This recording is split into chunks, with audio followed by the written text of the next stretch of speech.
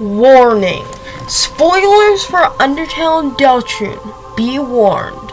Also, this is kind of a joke, so don't take it seriously.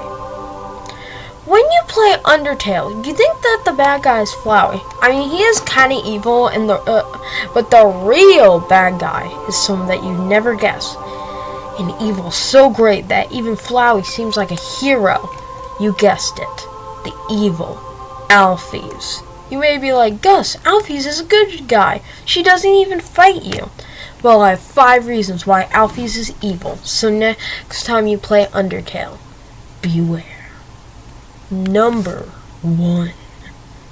If you have ever played Undertale Pacifist, you most likely remember the True Lab. How could you not?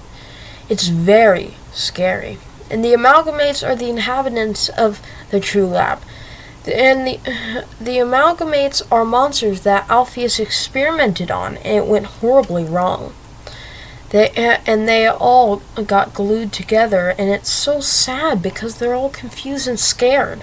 One of them says, "It's so cold," and they all are miserable and treated inhumanely.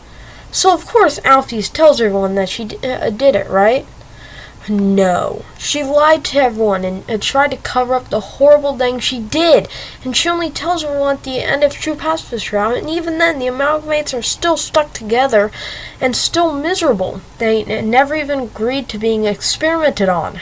That's just messed up. Number 2. So while we're talking about the True Lab, let's talk about Flowey, the so-called antagonist of Undertale.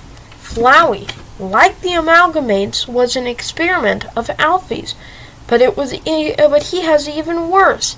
So imagine this: cute little Goat Boy's human friend died, so Goat Boy can free his people, but he fails because he refuses to kill people, and he dies thinking he betrayed his friend.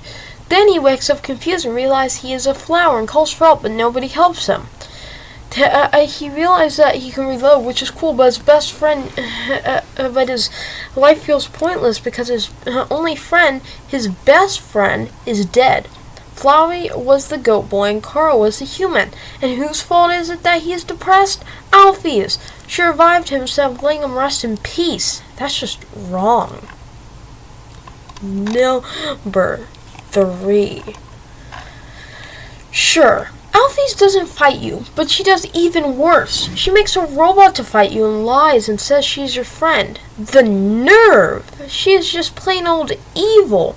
She even sets up a bunch of traps and lasers, and why does she do all that? Because she wants to be part of your adventure, but doesn't want to put in the effort, because she is evil. Number 4. alphys is smart. I'll give her that. She is the royal scientist after all. And she had a very important job. Get the monsters out of the underground. And she had tons of time to brainstorm how. My point is, in Undertale Pacifist, Toriel says that Asgore should have just killed one human, escaped, and killed 6 more. And it makes sense that Asgore did not think of this, because, let's just face it, Asgore isn't the sharpest tool in the shed. But if you think about it, alphys should have not only known this, but thought of it. Or did she not want to make the monsters suffer for longer? If you think about it, why does all her experiments fail? Maybe she doesn't want to escape. Maybe she just wants to make the monsters miserable. Number 5. When you walk through the Hotland, it's kind of a drag because alphys is always texting you or posting annoying posts that stop you in your tracks. And she must know about it because she knows about determination. She probably just wants to make you miserable like all the other monsters. This is all coming together. She must be not only evil, but evil in a very annoying way. She's just horrible. Well, anyway, that wraps it up. Please subscribe and hit the bell and tell me if you like this style of video in the comments. Bye! That was a weird bye. Bye! That sounded kind of weird.